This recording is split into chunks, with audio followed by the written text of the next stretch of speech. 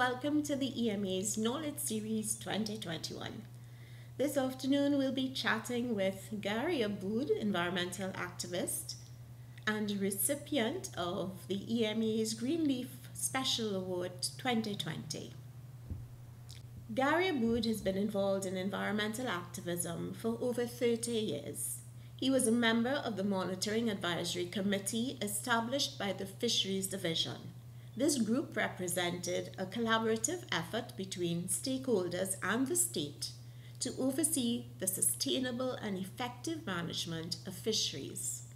He is well known as a founding member and the corporate secretary of Fishermen and Friends of the Sea and a founding member of the Trinidad United Fisherfolk. Additionally, Gary Aboud has been the civil society representative on the Trinidad and Tobago Extractive Industries Transparency Institute for the past 8 years. As a founding partner of the EU CSOs for Good Governance project, he has contributed to the training of fence-line communities in proper civil society management, environmental law, and communications. Through his willingness to engage in litigation to defend the principles of sound environmental management and preservation of human and natural environments, Gary Aboud has significantly developed the Caribbean's environmental law jurisprudence. In his commitment to addressing environmental issues, he has mobilized communities, staged protests, written letters to the editors of local newspapers and to government ministers and relevant authorities. His passion for sustainable development extends beyond his capacity as a prominent member of civil society. In his capacity as a business owner, he has provided rent-free prime commercial space to artisans and entrepreneurs engaged in safe and sustainable small-scale manufacturing enterprises, allowing them to ply their trade. We will now have a chat with Gary Aboud. Welcome to our program. Thank you for having us, and thank you for the opportunity.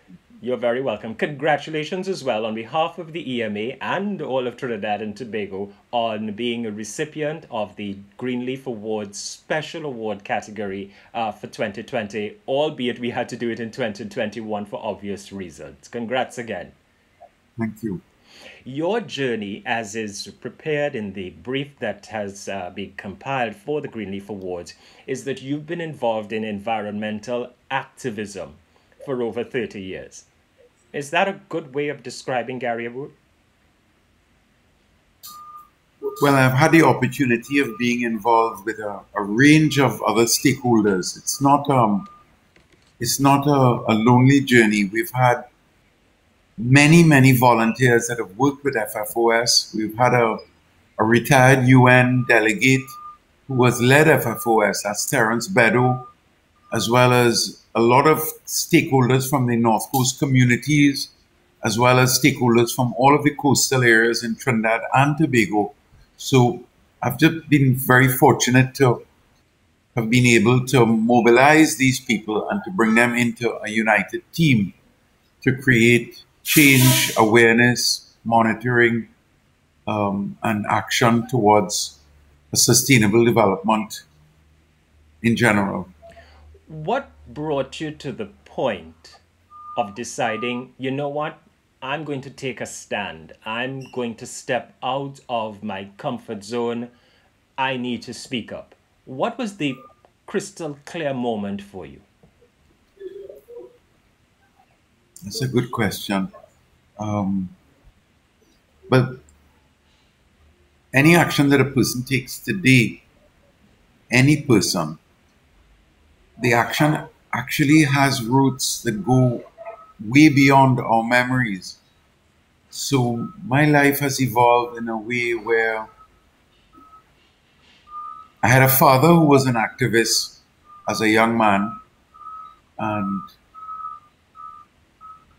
in particular in the 1980s, because I fished all my life, and so I was very aware of the destruction of the shrimp trawlers because I would often fish on vessels with persons in their 80s and 90s, someone's grandfather. And so we became aware and we saw it in our own lifetime, the impact of the shrimp trawlers. So back in the mid 1990s, in the 1980s, Lincoln Myers passed regulations to prevent the shrimp trawlers from fishing in the inshore area of the North Coast. They had to stay 2 miles off. And it never stopped. The law was never enforced. And like many of our laws, it exists in paper. So sometime in the mid 1990s, I became more and more aware of it. And one day I got very angry while on Las Cuevas Beach because there was a very expensive Land Rover, a brand new Land Rover, with a police inspector and all the guards with machine guns, and they were parked on the beach in the Las Cuevas Fishing Center. And there was a shrimp trawler inside the bay, totally illegal. So I became very angry because why aren't they enforcing the law? So I knocked and I asked them if they could contact the Coast Guard. They say they don't know nothing about that. I say, but it's the law of Trinidad and Tobago. You should know. Please, you have radios in your very expensive $1 million vehicle. Call the Coast Guard. And they refused. So I became very angry, and perhaps I raised my voice and they closed their windows on me, made me more angry. And then a community leader, Cecil McLean, who today is 93, and he's the proud father of the youngest child in Las Cuevas. He's very fit and well. Cecil McLean came to me and spoke to me and said, you have to do more. Let's get together. Let's have a meeting. This thing is going on for years and years. Nobody pays attention to the law. Of course, many people are not aware, but Benazir Bhutto, God rest his soul, said that when one law is ignored and not enforced, every law in every corner of the country is weakened.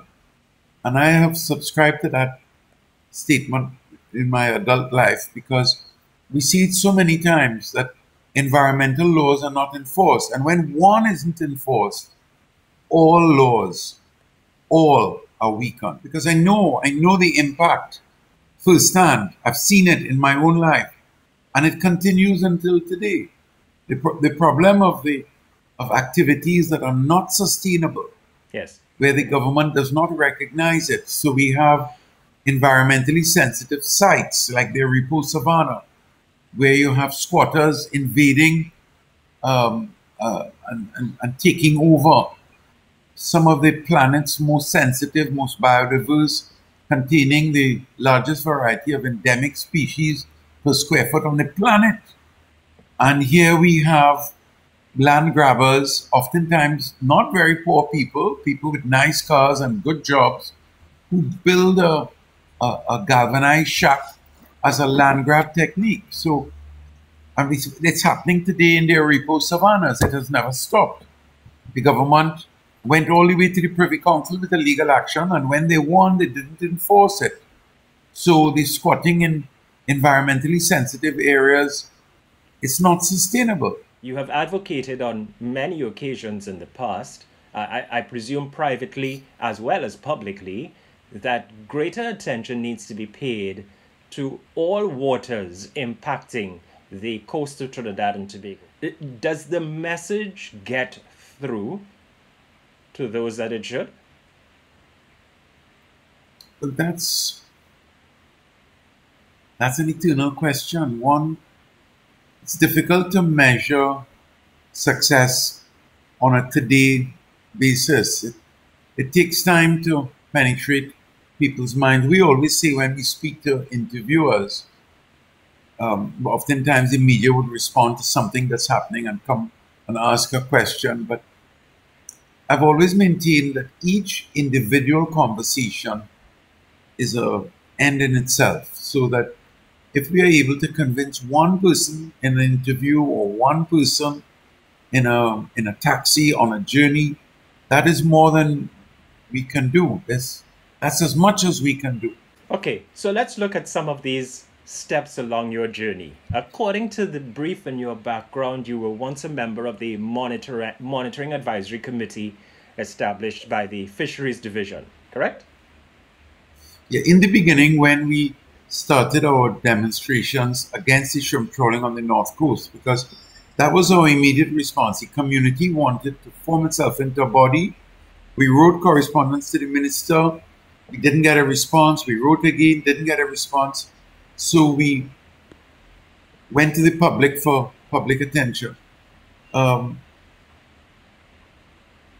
mean, there's a journey where one must have a series of actions culminating in a final action. In our instance, it has evolved where we believe that the final action is the court. When we started, we did not have a Freedom of Information Act, an Integrity in Public Life Act, Judicial Review Act. These didn't exist. But we did not have an Environmental Management Act. We didn't have any water pollution, air pollution, noise pollution rules. We didn't and still don't have a beverage containers bill. And so, unless you have a legal framework that can guide a society and can encourage activists in their work, the society becomes disorganized in a state of anarchy. So our position has always been that we should inform and educate the public. With information, hopefully they'll become empowered.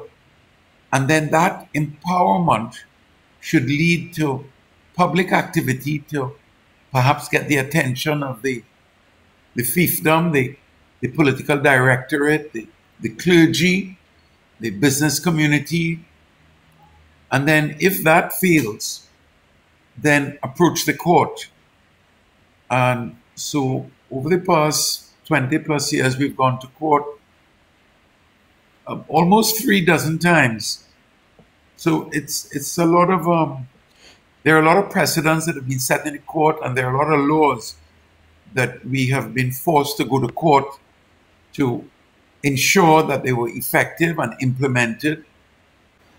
So ultimately, there is change. You're advocating that with the proper laws that are assessed for the achievement of either efficiency, elimination, or mitigation, and then supported by public education and knowledge sharing across the society, practice should become permanent. Would that be the way that you see it? Except one thing. Okay. You need to have institutions that are not hindered in their exercise and their duty. And in our respectful view, that is what happens in Trinidad and in small economies where institutions aren't sufficiently networked, so that one institution has a lead responsibility for ensuring enforcement. And if that institution does not do its duty and enforce, then all of the other supporting institutions are rendered useless and the action accelerates. So you can see it today with land grabbers stealing public land all over the country, especially environmentally sensitive land. You could just drive along the beat-up, and every beat-up resident that borders the highway has now encroached. They've built up their chattel houses against the wall on the inside, and now they're occupying the outside. The first they started burning garbage, now they're doing recycling businesses. Some people are planting gardens, some people are trading in recycled products, but it's on the bypass of the highway. Now, there are all kinds of concerns of public health and emergency concerns. So, I mean, if you were a parent and your child disregarded your rules and you turned a blind eye and said, well, I'm sleepy, I'll deal with it next month because this month I'm too busy, then you weaken the law and you weaken all laws. So our position has been a watchdog to ensure that entities administer national affairs in the most responsible way. So you might wonder, well, okay, so FFOS is involved in environmental matters, but there's no sustainability, there's no environmental management if you cannot finance it. So it's a hypothesis that we maintain that there's no environmental management if there's corruption. Or in countries where corruption is high, environmental management and sustainability is low. So FFOS has ventured into much larger fields than strict environmental management. So we have Parliament Watch, where we monitor the type of laws that are coming through our parliament, because every law will have an impact on organizations, on institutions, on sustainability. Ultimately, if there's no economic monitoring and checks and balances. Yes. So we are very broadly based and have an interest in economic management, in the value that the country obtains for the sale of its assets, oil and gas in particular, on the types of laws that are passed in Parliament, on public education, so that our students, particularly our high school and university students, become aware and empowered towards some action. And of course, in defense and in support of all of the good people that work in these institutions, in particular the EMA, who are often overruled and overpowered, so their voices and their opinions are dismembered, neutered. And we've seen this happen over and over. So we are actually defenders of the EMA in the strictest sense of the word. And many people who have led the EMA have misunderstood that our acts that seem to be acts of aggression are provoked acts where we feel we have no choice because there is interference in the mandate of the entity or in the operations of its day-to-day opinions and enforcement actions. What for you should your legacy be to the generations that are coming into our society? Each person must be able to live with themselves and to live with their own sense of conscience about what is right and what is wrong and how they feel about it. When I was younger, I always used the reference of rape. If you were aware that a child was being raped inside of your neighbor's property by the lawful guardian of that child, what would you do? So you have to consider, you need to break the law to violate a person's sanctity of their own property. To stop it, you would have to trespass on their property. To get inside the home where the child is being sodomized or brutalized, you would have to break down the door. That's break and entry. And then to stop the act of violence, you would have to engage in some type of hand-to-hand combat.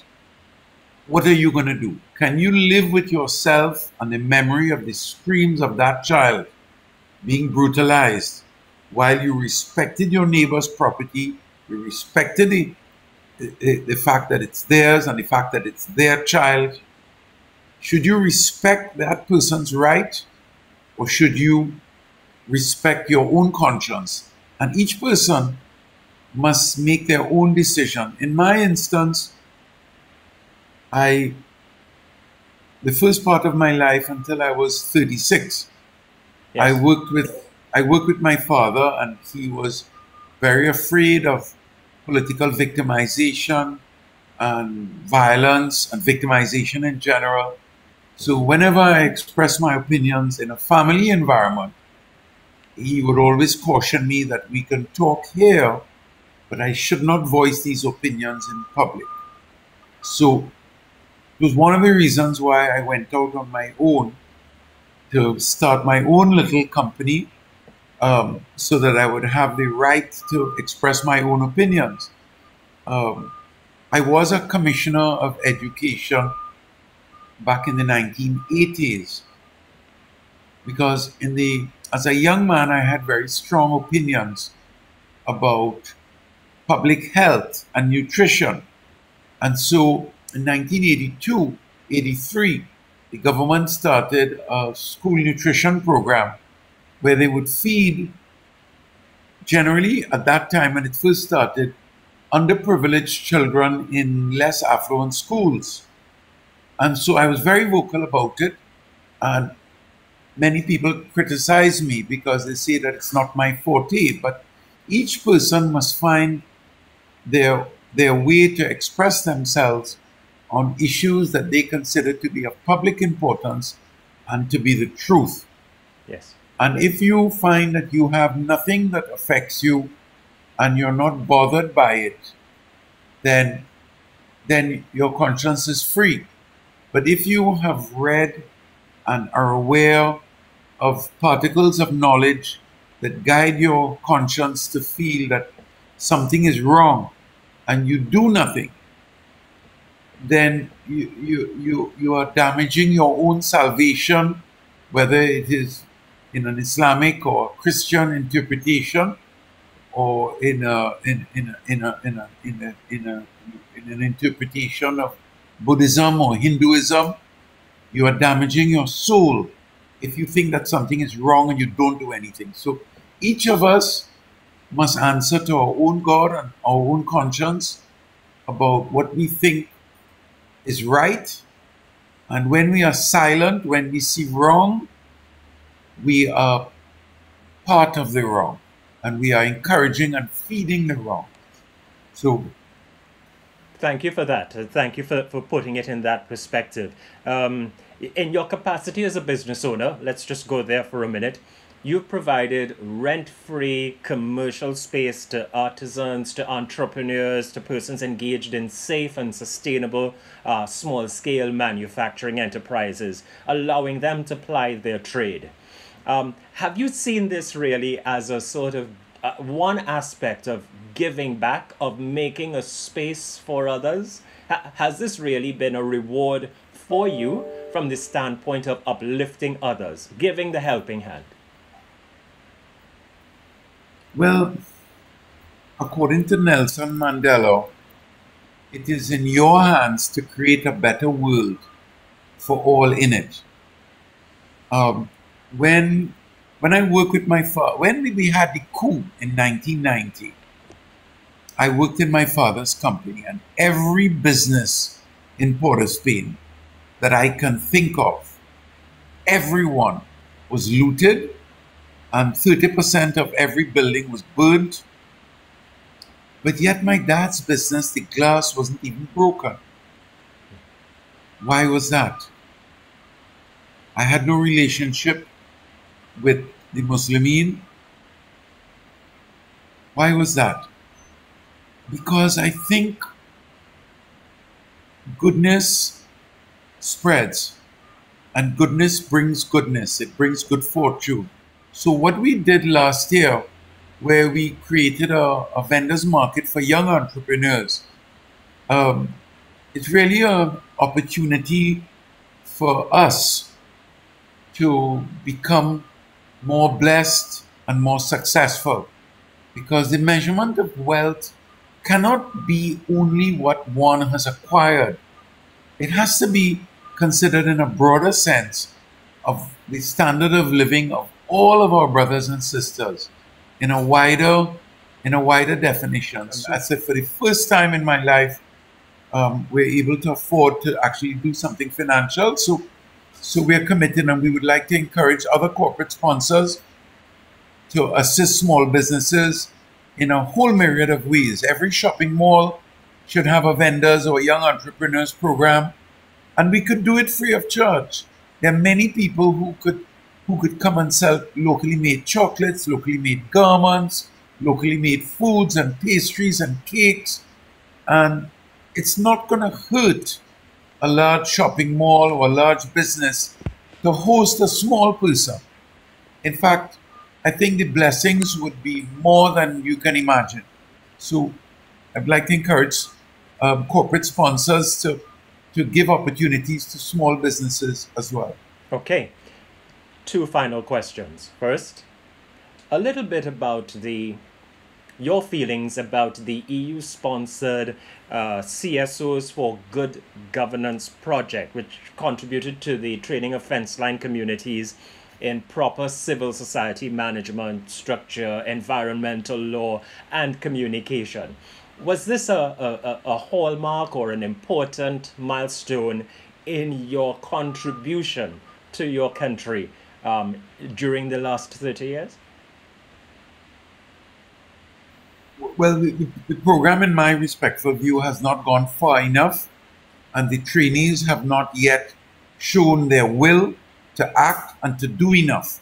Okay. But that program, we're very proud to have been a part of it. In fact, that program was proposed after I was selected as a member of the Extractive Industries Transparency Institute to go to Peru to meet with EITI delegates in Peru. And what we discovered there is that oftentimes the delegates who represent on the Extractive Industries Transparency Institute are officials of a higher level, university people and well-connected radical chic kind of, civil society groups in our region are not necessarily or oftentimes traditionally not grassroots groups.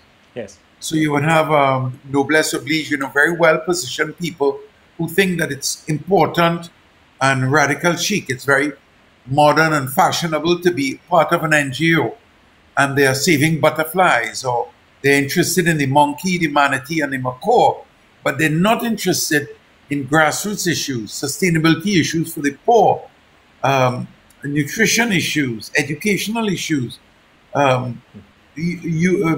training users to protect the forest rather than harvest it. They're more interested in the actual creature or species.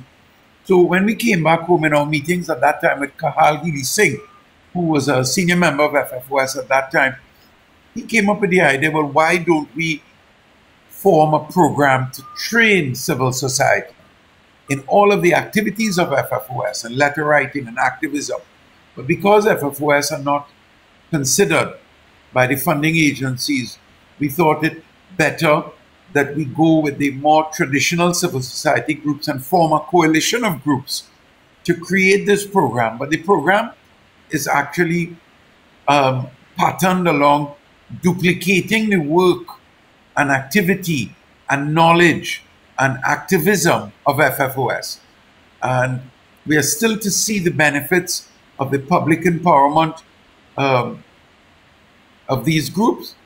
And we think it's very important that we encourage and empower groups with limited resources on the importance of diplomacy, importance on information gathering, importance of public dissemination, public appeal, mobilization of communities, and in the worst case, when everything else fails, in the critical importance of exercising their right in the court to address issues where they feel neglected and locked out. As we bring this conversation and focus on your stewardship, your journey, your environmental presence in Trinidad and Tobago, in 2021, the Environmental Management Authority bestowed on you an Environmental Special Award, our Greenleaf Award, for recognition of your journey in over more than 25 years of environmental progress and advocacy in our country. I ask, what does this award, on learning of it and receiving it, mean to you? And what's your message to Trinidad and Tobago as now a special inductee in the EMA's Greenleaf Awards family? But firstly, Wendell, it's important that I say that I have to thank the civil society members. We have always been supporters and fighters for the EMA. All of our actions have always been to support and to promote the critical importance of the role and function and the independent authority and strength of the EMA. So, I mean, we feel very proud that at this stage, that, that the EMA has granted us this very prestigious recognition of what has become our life's work. But I assure you, Wendell, we have a lot more to contribute. I do intend to live and work in Trinidad at least for another 35 years, which would take me close to a century. We have a lot of young people who contact us and offer their services on a voluntary basis to do drone investigation, to do publications, to write releases, to do research, to go on field trips, to do cleanups. There are a lot of people who want to contribute. So I hope that this video encourages people to believe in themselves, to believe in their moral responsibility and their duty to say something in closed circles, in their family environment, in their classrooms, with their peers, on their social networks, to share information, to inform themselves with the most important tool for their own future, which is knowledge. And we think that the future is as bright as each individual is committed to make it. So each person has a special role and responsibility, whether you're in Piparo or Point Fortin, Pointe-à-Pierre or Port of Spain. Your role and the critical importance of knowledge and the sharing of knowledge and the right to demand better, it's entirely up to each individual person. And with those final words, I want to say thank you, Gary Aboud, for taking the time to spend a half hour of conversation that will allow the Society of Trinidad and Tobago and those for many years to come to have an understanding of your journey. What brought you into the presence of fighting for and striving for ensuring and protecting the environmental space that we called home. And on behalf of the EMA, again, congratulations on your special award and continue the work that you do for the benefit of all of Trinidad and Tobago, sustainably and environmentally for many years to come. Thank you, Gary Aboud. Thank you, Wendell, also. And thank you all. The iCare Corporate Recycling Program. Testimonials from some of our partners.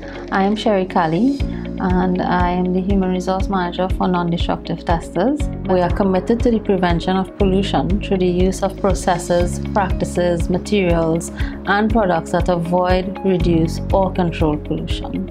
This initiative by iCare made it possible as it clearly outlined a 10-step plan for implementation of office recycling, which tremendously assisted NDTL in aligning the implementation of this initiative to its overall goals and objectives as it pertains to the company's environmental policy. Key steps in iCare's recycling plan: establishing a sustainability team, labeling and positioning recycling bins next to waste receptacles, installing recycling signage, and implementing a communication strategy to encourage staff participation.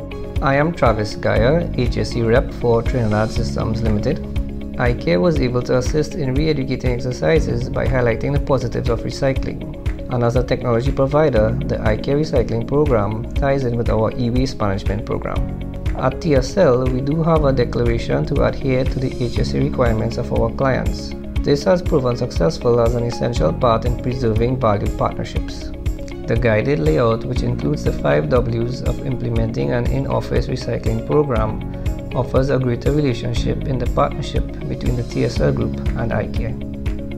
The 5 W's are essential in helping our corporate partners appreciate why it's important to adopt a green policy inclusive of recycling. Who are the key internal and external actors to engage? What recyclables are collected by the project? How iCare supports the internal setup of recycling systems?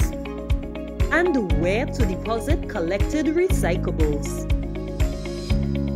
My name is Alicia Denny and I'm a lab tech here at the Institute of Marine Affairs and a proud Green Team member at IME. The iCare program was started in 2016. We thrive to create safe environmental practices here at IME. We basically started off with trying to foster the 3 basic R's: reduce, reuse, and recycle.